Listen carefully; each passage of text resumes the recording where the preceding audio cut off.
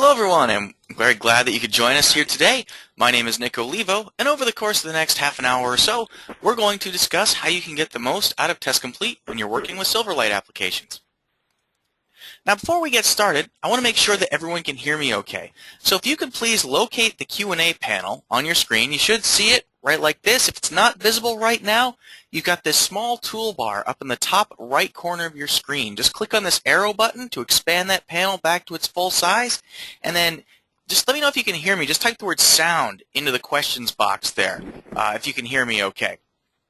All right, see some folks are typing in there. Outstanding. All right, it looks like everybody can hear me just fine. And if you can see my mouse moving up at the top right at the corner of the screen there next to the Smart Bear logo, if you could just type in mouse just so that I know that everybody can see everything properly. Perfect. All right, outstanding. Okay, so a few housekeeping notes before we get started with the session proper. First of all, we are recording this session, and you will be receiving a link to that recording either later on this week or early next week. So if you have team members who weren't able to join us today, or if you want to review some of the material, you'll be able to do that. Second, there will be a Q&A session at the end of the presentation. One thing to note is that this question session is only for topics that we cover during the course of today's webinar. So if you've got questions that are not related to TestComplete and Silverlight testing, you're better off following up with your account rep or with the support team to get those questions answered. All right, so to get started, I'd like to ask a question to you folks out there. I'm going to open up a poll right now. And what I want to know is what version of Silverlight are all you folks out there testing right now? If you wouldn't mind just checking which one of those guys you're testing with, that would be terrific. You know, and I can see a lot of folks are chiming in so far. We got 15% people. Oh, come on, we can get better than 28% people voted out there. Come on, guys. There we go. Now we're picking up. You know, it's funny. I've only got 4, 3, and 2 listed here. You may be wondering, well, what happened to Silverlight 1, Nick? Well, the funny thing about that is that Silverlight 1 was actually completely not automatable. In fact, the guys at Microsoft weren't able to even automate their own application because it was just not designed with automation in mind. And so ever since Silverlight 2, they've been gradually implementing ways to make it possible for third-party tools and other automation vendors to access those controls. All right, so we've got 78 people voted right now. We'll call that good. And we'll go ahead. I'm going to close that down.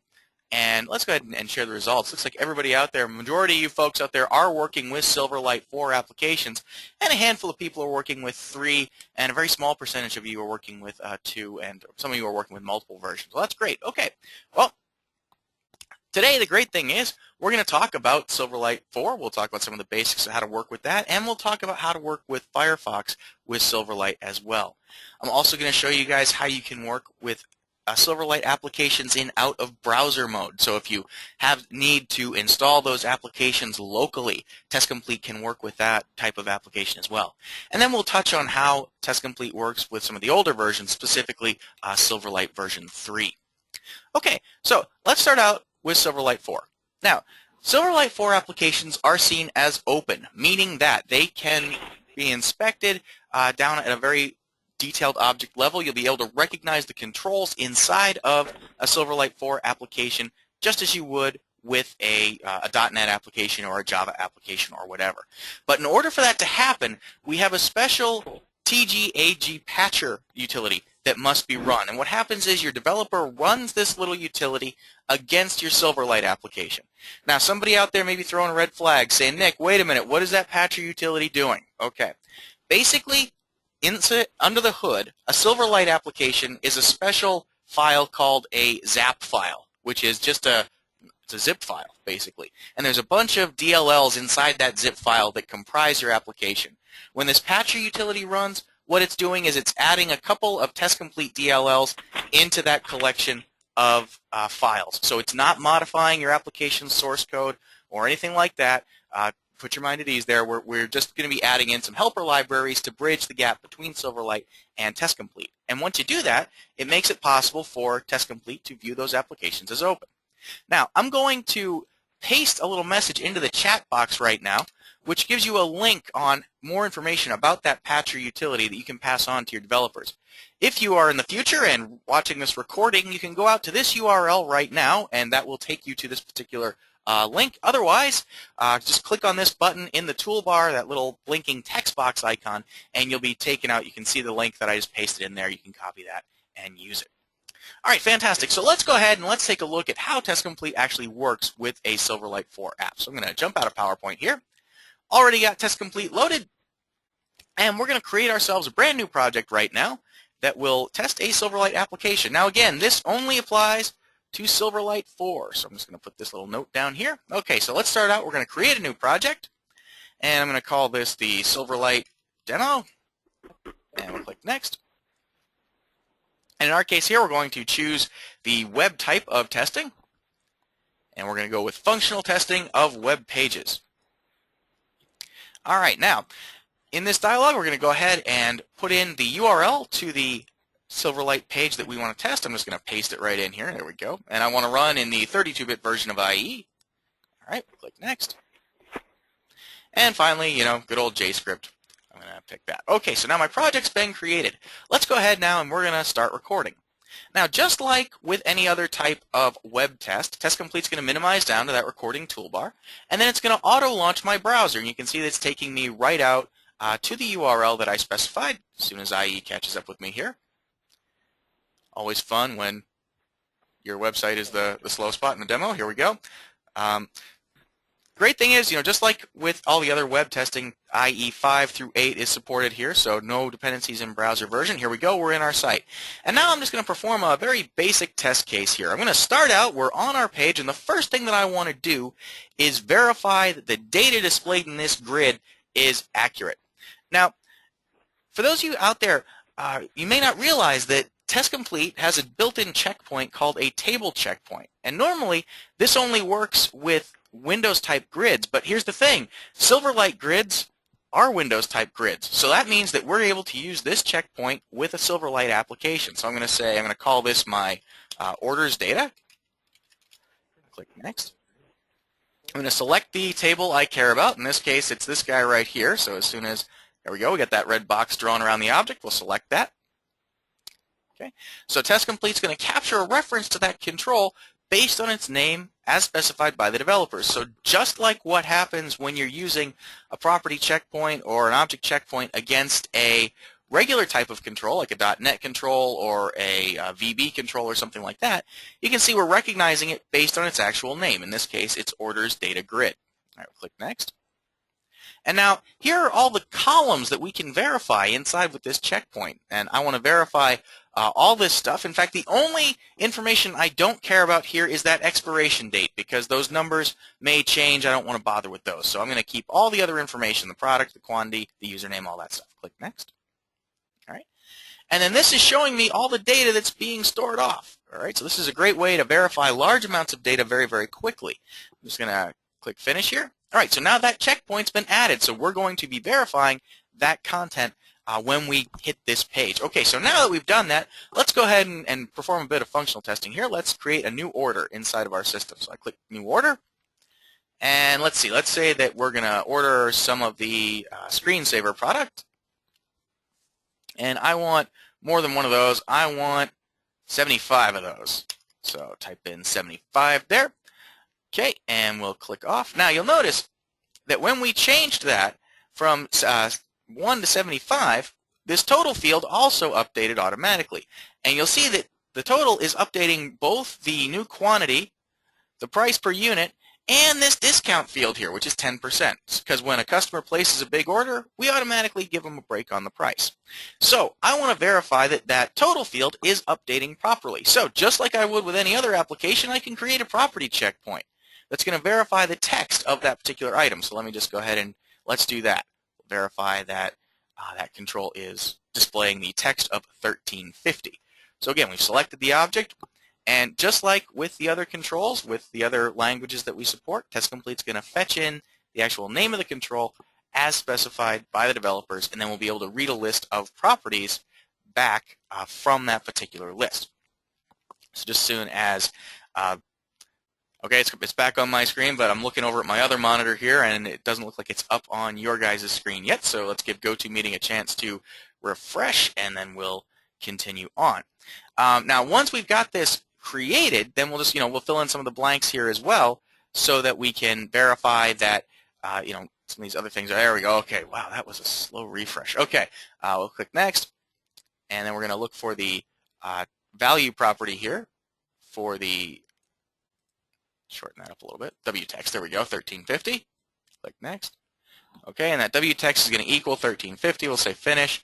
All right, and for a customer name, let's say good old Barry Allen, and then we'll give in 1 My Street for an address.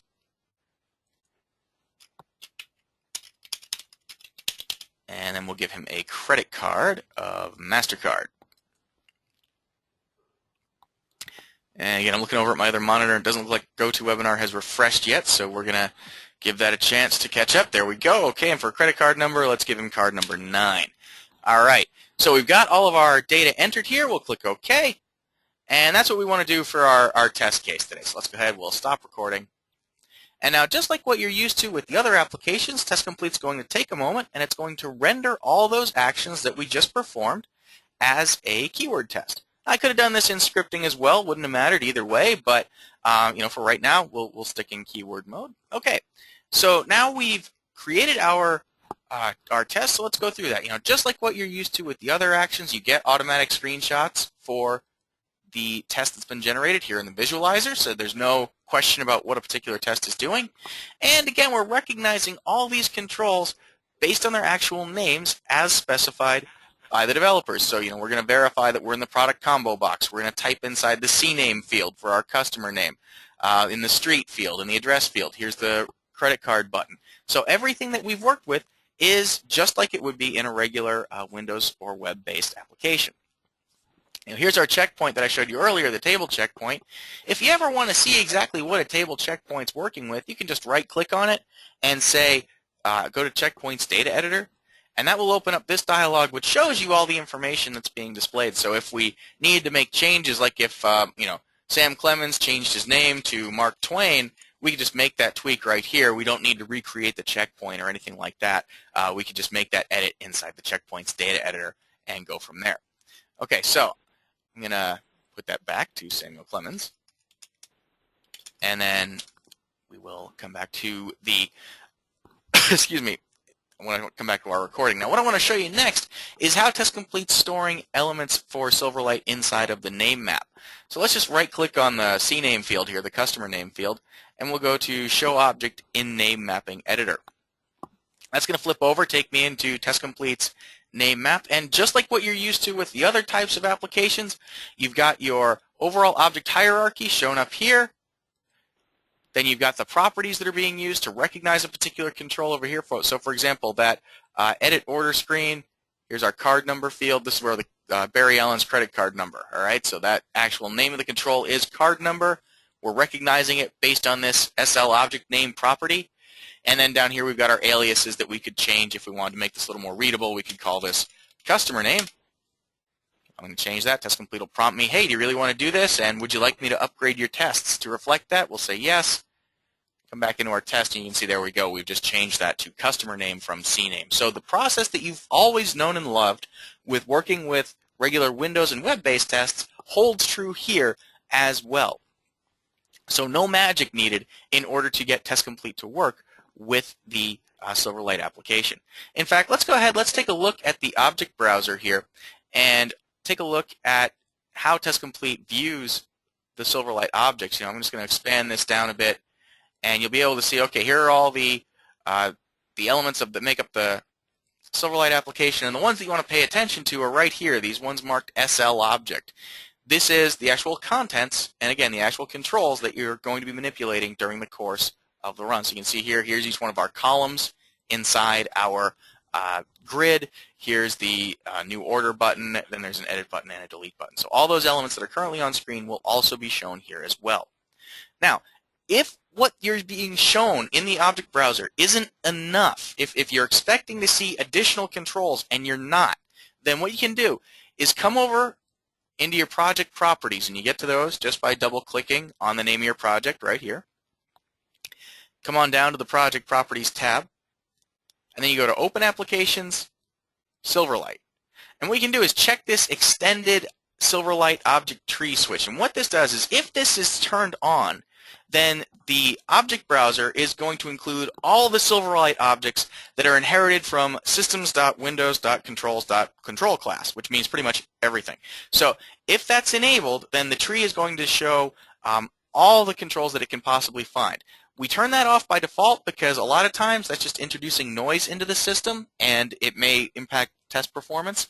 But if you aren't finding the controls you're looking for, try turning that on and seeing if that makes a difference for you. Okay, so we've done that.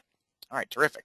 So now we've talked about recording your Silverlight tests. We've talked about the types of checkpoints you can work with them. We've explored them with the object browser, and we've explored them via the checkpoints and that kind of a thing. So now next question that I've got for you guys. How many of you out there, are you testing Silverlight with Firefox? Just go ahead and give me a quick yes or a no to that one there and tell me whether or not you are working with that. Okay, so we got 50% of you have voted, and most of you are not working with Firefox with the Silverlight. Okay, I'm going to give that another minute or so to go there. Just like the other versions of other types of websites, you know, Firefox 3.0 through 3.6 is supported with Silverlight and TestComplete, so no problem there. And there are a couple of things that we're going to need to talk about in terms of getting TestComplete and Firefox to play nice together. Okay, so we've got about 74%, excuse me, of the vote in here, so I'm going to go ahead and close that down, and we'll share the results. Looks like the majority of you out there are not using Silverlight with Firefox, so we're going to keep this part of the session pretty quick. Let me go ahead and hide that there. It looks like we're picking up on some background noise right now, so if any of you out there are not muted, please mute your phones now. Thank you, just so that we don't accidentally hear things that maybe we aren't supposed to. Okay, so we've got that. Great. Now let's go ahead and I'm going to switch over and let's talk about Firefox. Okay, so I'm going to bring up Firefox right now, and I'm going to go out to my URL. Okay, where is it? There we go. Okay, and let's paste in our URL. Okay, so I'm going to have TestComplete take me out here, and the first thing I'm going to do is just look at this web page at the Silverlight objects here using the Object Spy. I'm just going to drag the Finder tool right over here, and I'm going to try and select the Edit Order button. And you'll notice that all I'm getting is that red box around the frame. I'm not actually receiving any information. Oh, hey, wait a second. TestComplete's giving us a helpful informational note. And that note was that Silverlight objects in Firefox need to be made windowless. And that's just a special setting that your developers flip on when they actually compile the application. So if we look at the source code for this particular web page, bring that up, which is right here. And I'm gonna zoom in on this guy, and I'm gonna highlight here. This parameter that shows up inside the page is currently set to false. It needs to be set to true in order for Silverlight and TestComplete and Firefox to be able to play together. So let's go ahead. I'm gonna make that change right now. We'll set that equal to true. I'm gonna save my page. I'll refresh my page on this side, and then we'll try looking at this again with TestComplete's Object Spy. So here we go. We'll bring that up. And this time around, after a second, we will see that TestComplete is able to draw the box around the Edit Order and the Delete Order button. It may take a second for it to actually pick up the change that I made, but it will do that. Now, the great thing here is that once you've made this change, that's it. That's the only tweak that you need to make, and then TestComplete will always be able to work with this control, or these sets of controls, I should say, going forward. And there we go. You can see the red box is being drawn around the Delete Order button right now. And it looks like there may be a bit of a refresh problem again with GoToMeeting.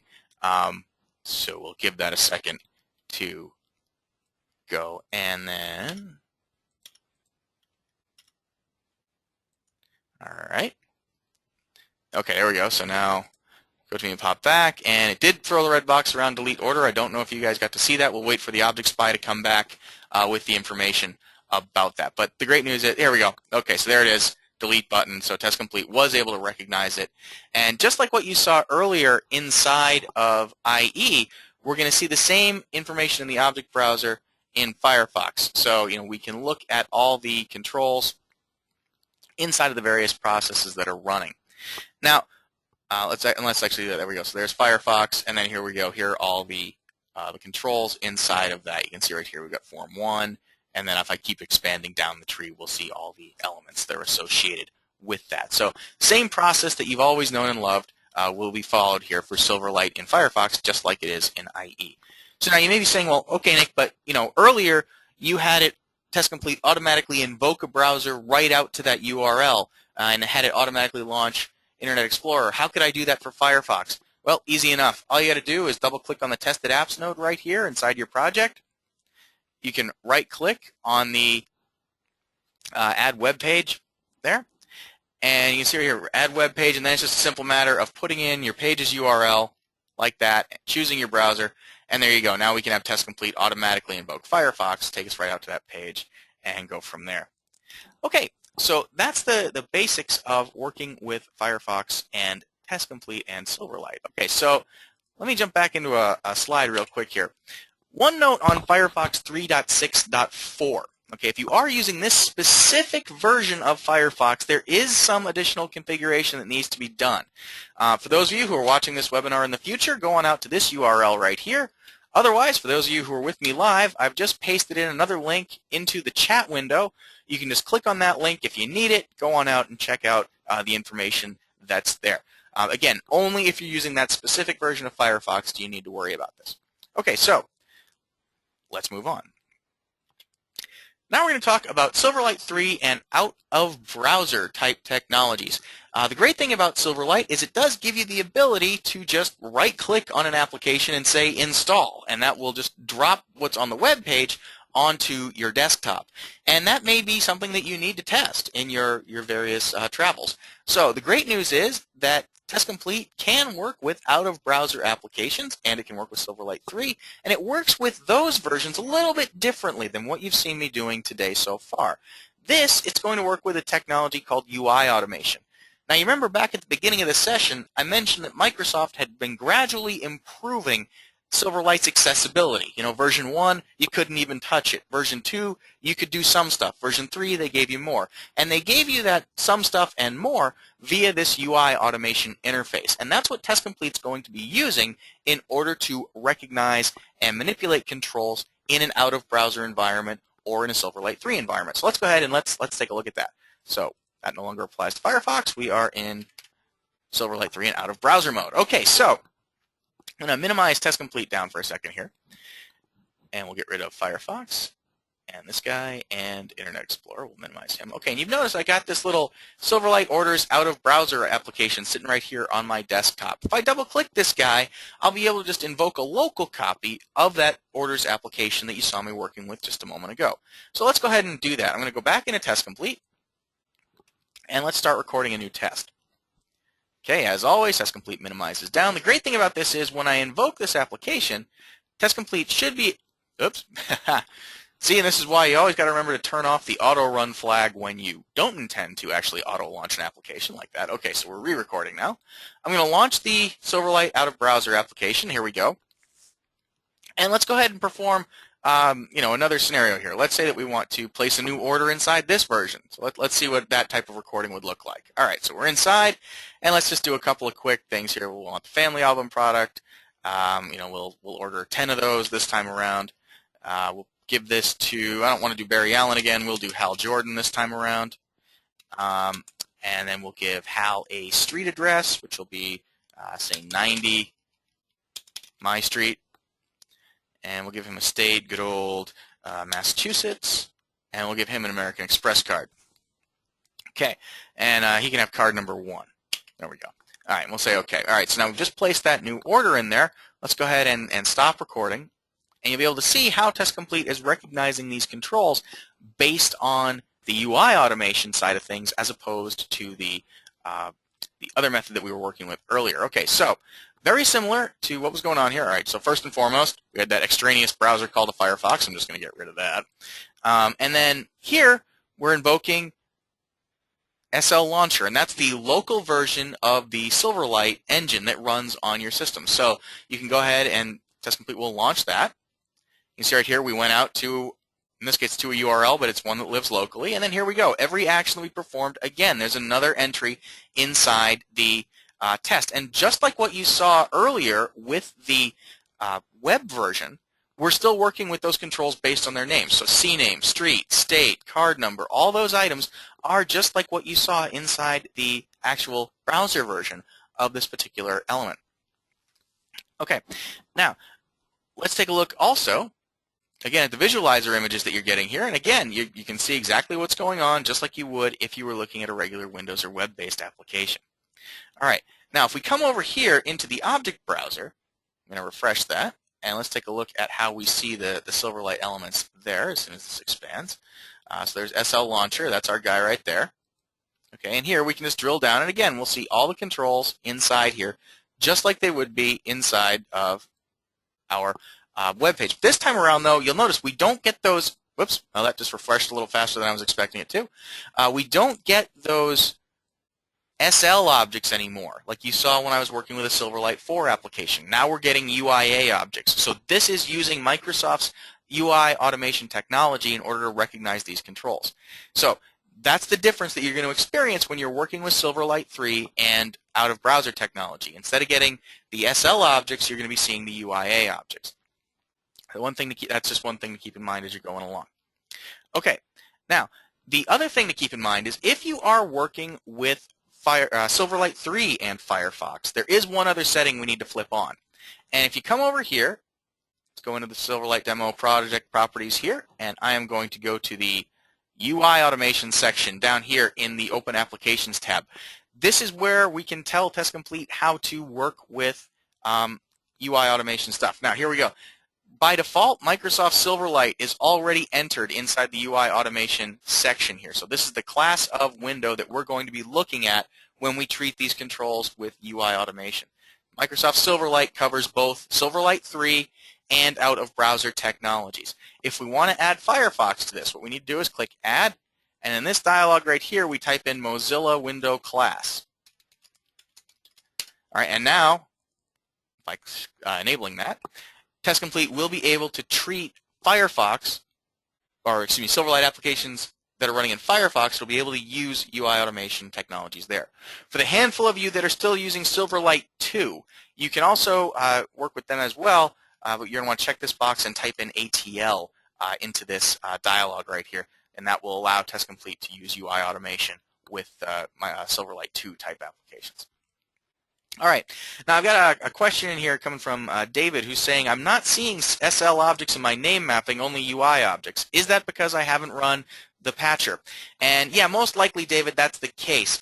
The patcher is what gives the SL objects, or gives TestComplete the ability to recognize those SL objects. If you haven't run the patch, then you won't be able to see those. Alternatively, you may be using a Silverlight 3 type application, in which case you're only going to be able to see the UI automation type objects. Okay, so that's how a real whirlwind tour of how you can get TestComplete to work with Silverlight technologies in both Internet Explorer and in Firefox. So let's go ahead at this point and let's turn things over to the questions you folks have. Let's see, Silverlight 4, Gaten asks, what about Silverlight 4 and out-of-browser technology? Okay, so out-of-browser technology is always going to be recognized via UI automation. So right now, TestComplete won't show SL objects for out-of-browser technologies that are developed in Silverlight 4. It's just going to show the SL objects for applications that are actually running in the browser. So that's the difference there. One thing to keep in mind, folks, is, again, all the questions that you field today, please keep those to the topic. If you have questions about, TestComplete running against Java applications or things like that, again, this isn't the right forum for those. Please keep those questions elsewhere. All right. Now, okay, and all right. No, that question looks like we've already answered that one. Terrific. Okay. If you do have any other questions, things that weren't answered today, then you can send those over to your account representative. If you have questions about Silverlight that were not addressed today, then please send those in to your account rep, and he or she will coordinate with either myself or the appropriate technical resource to ensure that we get answers to you as quick as possible. But in the meantime, thank you. Let's see. Dominic is asking about are there any limitations with testing Silverlight in Chrome? Right now, Chrome is not a supported browser with TestComplete, so we aren't able to do that. We can only work with Firefox and IE. I see a lot of folks are asking questions that are not related to Silverlight, folks. I'm not ignoring you, but I'm not going to be able to answer those questions today. So if you have questions related to Visual Studio integration or security or things like that, then this is not the right place to ask those. A recording of this session, again, will be made available later this week or early next week. Just watch your email for those. And in the meantime, folks, thank you very much for your time and attention today. I hope you have a great holiday season.